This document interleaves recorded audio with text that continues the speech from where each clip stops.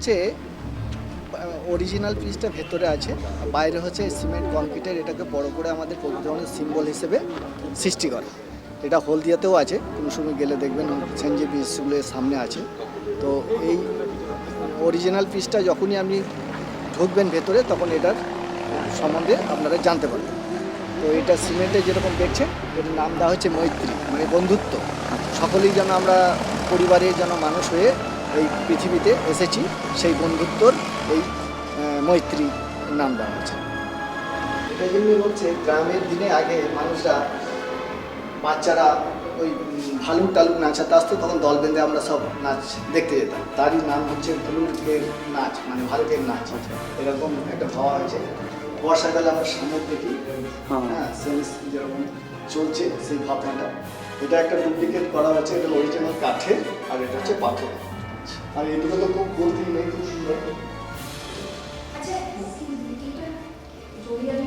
জমিদারি একদম বসে আছে, একবারে কোনো রকমের ছিনি হাতুড়ি একদম টাচিং করা না, আস্ত কাঠ তুলে নিয়ে এসে এখানে বস করিয়ে দেওয়া। এটা হচ্ছে দুটো মাছ, যেন একটা মাছ খেলা করছে আর একটা মাছ যেন চাকরি করছে, তার ভাবনাটা সেটা। এটা হচ্ছে ঘোড়ার নৃত্য, বিদেশি ঘোড়া যখন দুটো নৃত্য করায় না, তার এই ভাবনাটা, সেই ভঙ্গিটা এটা হচ্ছে। এটা হচ্ছে আগেকার দিনে নৌকা বাইতো, দুদিকে হাত দিয়ে দিয়ে নৌকা দিয়ে বাইতো, সেটাকে ভাবা হয়েছে। আর এটা সাঁতারু, আমরা নদী নালা বন্যা হবে যখন আমরা দেখি অনেক সময় বডিটা ডুবে আছে, হাত দুটো খালি সাঁতার কেটে কেটে যাচ্ছে, সেটাকে বলা হয়েছে। এটা হচ্ছে উট, মানে ক্লান্ত উট বসে আছে। এটা হচ্ছে এটা ওই অনেক ধরনের বেজি বলে না, বেজি একটা দাঁড়িয়ে আছে, কেউ দেখছে, আর একটা বেজি সাইড করে আছে, সেটাকে বলা হয়েছে। এটা হচ্ছে চলন্ত শিয়াল। এটা হচ্ছে দাড়িওয়ালা ছাগল। এটা হচ্ছে শূকর, মানে বন শূকর। আর এটা হচ্ছে এমনি আমাদের দেশি যে শূকরগুলো হয় বসে আছে দেখেন, সেটাকে বলা হয়েছে।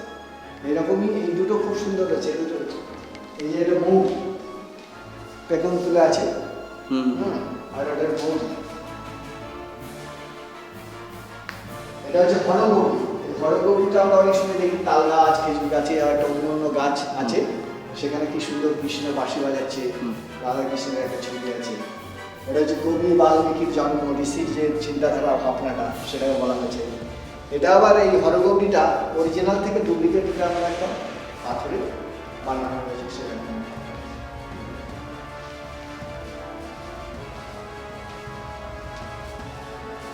পুজোর সময় আমরা দেখি না অন্তর্মুখী হৃদয়ের ঢাকি, ঢাক বাজাচ্ছে স্টাইলে, সেটাকে বলা হয়েছে।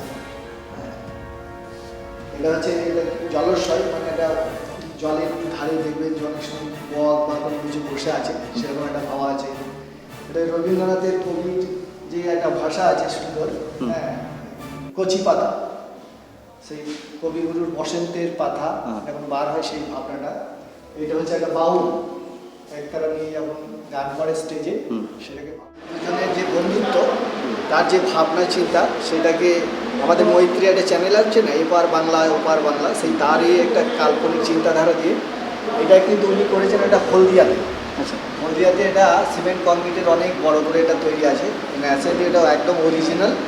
এটার প্রকৃতি সৃষ্টি, কোনো ছিনি হাতুড়ি বাটালি টাচ করা না, পুরোটাই হচ্ছে আপনার দৃষ্টি দিয়ে সৃষ্টি করেছেন উনি, এই সুব্রত বাসন।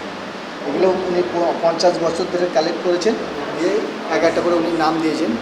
ওনার প্রথম জীবনের রাজীব গান্ধীর সঙ্গে কাজ করেছিলেন, তারপরে ছিলেন 3টে রাজ্যে সেন্ট্রাল গভর্নমেন্টের কাস্টমসের চিফ কমিশনার।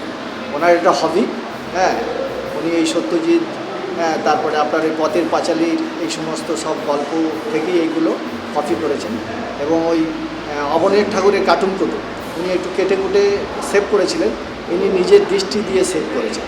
তাই এইগুলো সারা ভারতবর্ষে মানুষের কাছে পৌঁছিয়েছেন এবং দর্শক হিসেবে এটাকে মানে গণ্য করা হয়েছে। তো এগুলো যত মানুষ আসেন সবই কিন্তু এটাকে ভালোভাবে নেন। আর সবাইকে বলবো প্রকৃতি ভবন আসার জন্য যে একটু সময় নিয়ে আসতে হবে, একদম, হ্যাঁ, সময় নিয়ে যদি না আসা হয় তাহলে সাধারণ মানুষের কাছে কাঠ পাথর, আর এই কাঠ পাথরের মধ্যে উনি প্রাণ দিতে পেরেছেন, এটাই সব থেকে মানুষের কাছে বিরাট বড় হয়ে দাঁড়িয়েছেন। তবে আমি সকলকেই আশা করব যে শান্তিনিকেতনের বুকে প্রকৃতি ভবন আসুন আর এই কাঠ পাথরের মধ্যে নিজেদের দৃষ্টি দিয়ে এক একটা করে সৃষ্টি উপলব্ধি করে যায়। এটাই বলে ধন্যবাদ। আর ইউটিউবারদেরও বলবো যে আপনারা অনেক অনেক অশেষ ধন্যবাদ যে মানুষের কাছে পৌঁছে দিতে পারছেন, তার জন্য এই শান্তিনিকেতন তরফ থেকে আপনাদের খুব ধন্যবাদ জানাই।